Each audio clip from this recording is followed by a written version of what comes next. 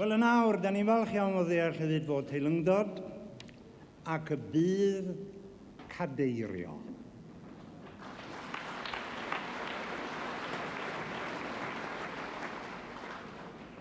Ond cyn hynny, mae gen i ddatganiad. Os byddwch chi mor garedig a gwrando ar hwn, mae o'n hanesyddol. Gan fod rhos y gadair wedi torri un o'r rheolau sefydlog y gystadleuaeth, ac yntau bellach wedi cydnabod hynny,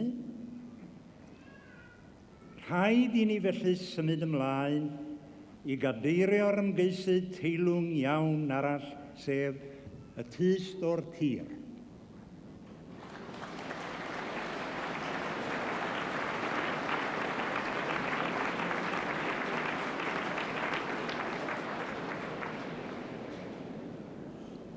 Y tyst o'r tir sydd wedi ennill yn gwbl gyfiawn, a dwi'n pwysleisio'r gair yna, a didwyll.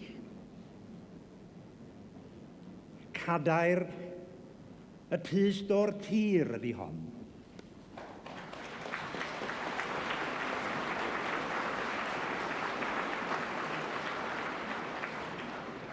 A chadair neb arall, ac mae'n ddyletswydd arno i derbyn hi.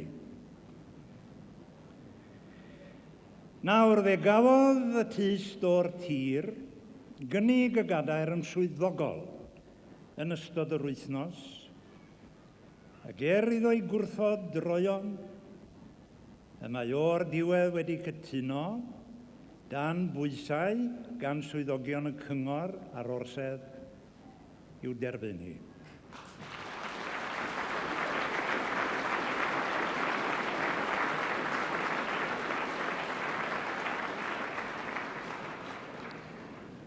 Mae'r bardd hwn wedi rhoi ei genedl, a'i iaith, a'i diwylliant o flaen ei deimladau personol ei hun.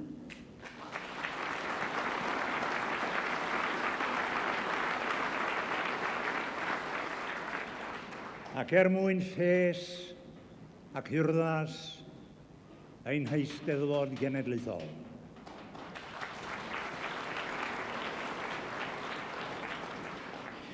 Nawr, cyn galw ar y bardd i godi, amlygu ei hun, gai alw ar i'w osgwrdd ymgynnull ar y llwyfan yn barod i'w gyrchu, yr arwyddfardd, meistres y gwisgoedd, y ddau ddistau'n gwyn, a'r ddau gyflwynfardd, y Prifardd a'r brodyr, Euros a Geraint, ynghyd â Silian a Alun Teilo.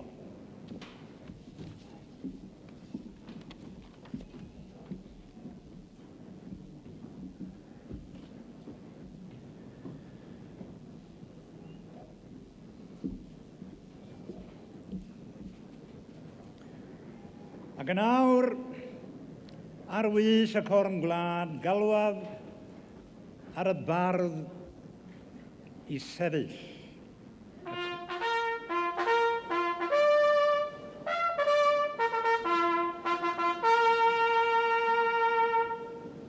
Y tyst o'r tir.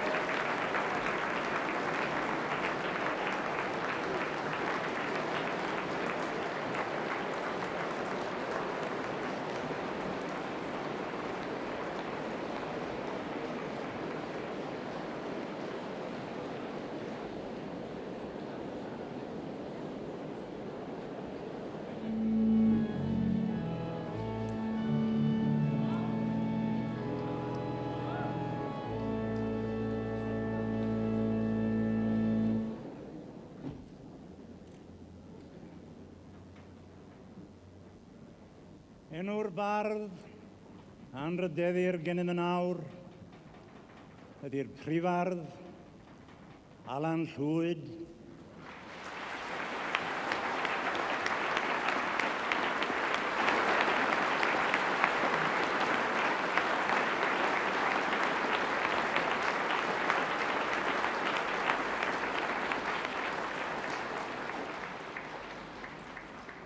llanc ifanc o lun, 8 oed.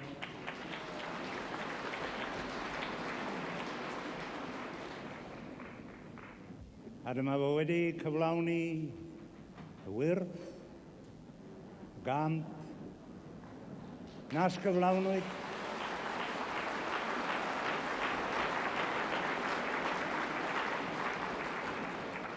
Ond unwaith o'r blaen, a hynny 30 mlynedd yn ôl, gan Sir T.H. Parry Williams.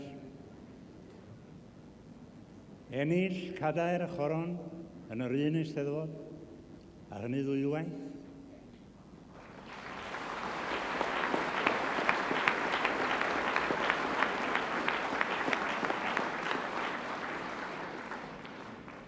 Gai ar ran y genedl Alan eich llongyfarchu a diolch i chi. Diolch.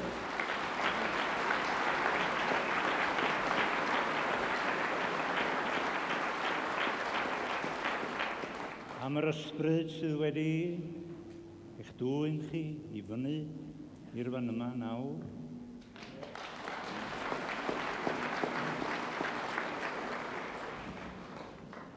A mi nawr mi gawn ni gadeirio fo, yn llawen. Defod y cadeirio.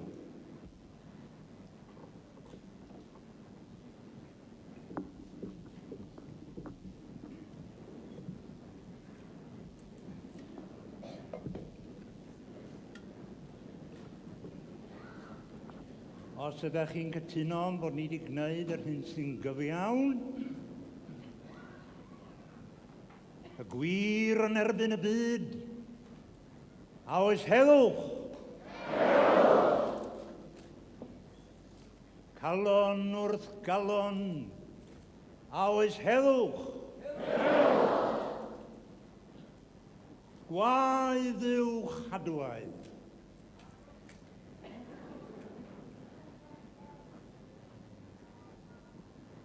A oes heddwch. Mi allwn ni anwybyddu yr un llais a'n foesgar yna.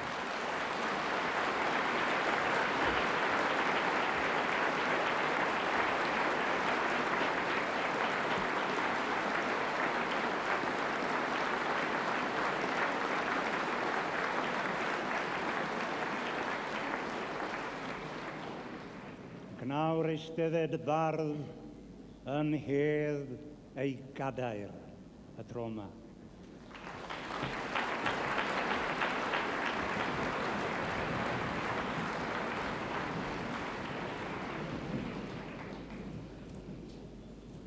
Bydd nawr yn cyhoeddi y tyst o'r tir sef y Prifardd Alan Llwyd yn fardd cadeiriol Eisteddfod Genedlaethol Frenhinol Cymru, Eisteddfod y dathlu yn Aberteifi a'r Cylch, pan i'w oed Crist yn 1976.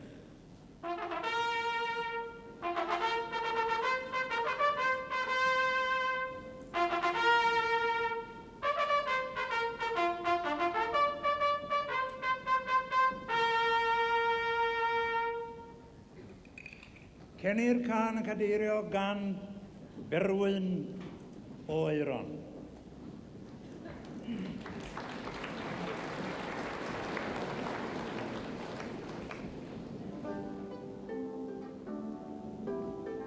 Oedd y cyfan i fi, ac be oedd yr ola nawr o'r teulu dylanwadol iawn yma, sydd wedi lliwio gymaint o farddoniaeth a llaneddaeth y cylchoedd hyn ac yn wir. Cymru yn gyfan, yn dyfe, mae Fistel Newidwyd ei feddwl. Ac roedd ni'n falch nawr bod Eisteddfod Aberteifi yn anrydeddu Alun, yr ola o'r teulu yma. Dweud chi felly bod chi wedi'ch cyfethol i'r pwyllgor mwyn i ethol o? Ie. a'ch bod chi felly yn aelod ac yn gwybod hynny pan anfonoch chi yr awdl i mewn. Nag am wyll nawr. Mae wedi ysgrifennu'r awdl do. Ond yn fuan iawn, bu Alun farw. Mewn rhyw 3 mis. A fe orffennodd pob diddordeb oedd gen i yn y pwyllgor llen. A dwi'n credu bod fi wedi bod na mwy na ryw 2 waith wedi ni o ran hynny. Ac mae'n sicr na fe sydd wedi mynd i lanwad arno fe. Oes am sail yn y stori mae chi awgrymodd y testyn felly? O na. Wel, i fod yn hollol gywir, fi'n credu mae pwyllgor llen llys benderfynodd y testyn. Mae awgrym o 2 testyn ath o Aberteifi, os dwi'n gofio'n iawn. A mae'r llys benderfynodd yn derfynol ar un o'r 2. Dwi'n yn siŵr o beth i ni. Ond nawr te, mae Alun wedi marw. A mi ath blwyddyn i bo a feddlu sydd ddim byd. Tra bod Alun yn berniadu, roedd ddim cwestiwn mod i'n cystadlu. Fel dwi'n dweud, fe oedd wedi disgu'r cyfan i oedd yn ormod o gyfaill o popeth i fi. Roedd ddim cwestiwn mod i'n cystadlu. Mae Alun marw. Blwyddyn yn mynd i bod, dim byd yn digwydd o ran creu awdl ynddo fe. Ac yn sydyn reit beth i ddechrau mis Mawrth eleni, mae fi'n dechrau ysgrifennu am ryw reswm ni gili, awdl i'r Gwanwyn. Ac mae sylweddolus i chol wrth bod fi'n mynd mlaen, mae can deyrnged i Alun i wi yn y bôn. Mae ar nifer, mae'n sôn am beth i'r Gwanwyn bob dydd barach haws fel petai. Ac o tan hwnnw wedyn mae yna lefel sôn am y Gwanwyn fel gobeithio'n dyn ar hyd yr oesau, chymod. Ac yn y lefel isa, wy'n credu erbyn hyn hol, mae yna gan hefyd i'r Gwanwyn fel teyrnged i Alun yn ystod i fywyd fel amaethwr ac yn y blaen. Ond beth ni eisiau wybod ydy pam yr anfonoch chi hon i mewn i'r gystadleuaeth gan wybod y rheolau? Wel, os mae can deyrnged i Alun oedd hi, ym lle fyddai mwy gweddus i hanfon ni nag i'r Eisteddfod oedd yn anrhydeddu Alun. Felly mi gas i fi mewn. A peth arall, o'n i'n gwybod bod awdl da da fi, cofiwch. O'n i'n gwybod bod i'n mynd i ennill, ond o'n i'n gwybod bod i ddigon da i gael eich adeirio. Os na halen i hon mewn, halle fod atal yn Aberteifi. Pwy yn gwybod bod 5 ar 20 yn mynd i gystadlu'r adeg hwnnw? Halle fod atal yn Aberteifi. Wel, yn hytrach na gweld hynny, mewn â hi. Ond nawr, ych chi'n weld, un beth yw gystadlu, ynddo fe? Peth arall yw ennill. Ond ddylech chi fod yn ymwybodol o hynny wrth anfon i mewn, ydylech? O'n i yn ymwybodol, a hidio dim. Y gan oedd yn bwysig gen i, a gan sydd yn bwysig gen i o hyd. Nid y rheolau'r Eisteddfod? Ie, wel, o'n i ddim yn teimlo bod fi'n torri y rheolau, torri ystyr y rheolau. O'n i'n torri ysbryd y rheolau, mae'n ddrwg gen i. Yn dechnegol wrth gwrs. Ond mae'r rheol ma wedi cael ei chreu, nad oes nawr da neb i gystadlu os ydyw yn pellyn i'r bwyllgor ac yn y blaen, mwyn gwylio nad oes neb yn cael gosod i dystun hunan, dewis i feirniad i hunan, a chael mantes anheg ar ei gyd gystadleuwyr. Dyna bwrpas yr rheol. Wel, do'n i ddim wedi cael mantes anheg ar unrhyw gystadleuwr, na nid arall. Wel, pam felly o'n i'n teimlo na fedrwn ni gystadlu? Yn ola felly, Dic Jones, ydych chi'n dyfaru heddiw eich bod chi wedi anfon i mewn, wedi torri'r rheolau ac wedi achosi'r holl helynt yma yn Eisteddfod Aberteifi? Mae Eisteddfod Aberteifi wedi ar ei hennill. Mae wedi cael cyhoeddusrwydd, mae wedi cael 2 awdl ar un i rei da, fwy na gallan nhw weid am sawl Eisteddfod arall. Dic Jones, diolch yn fawr i chi.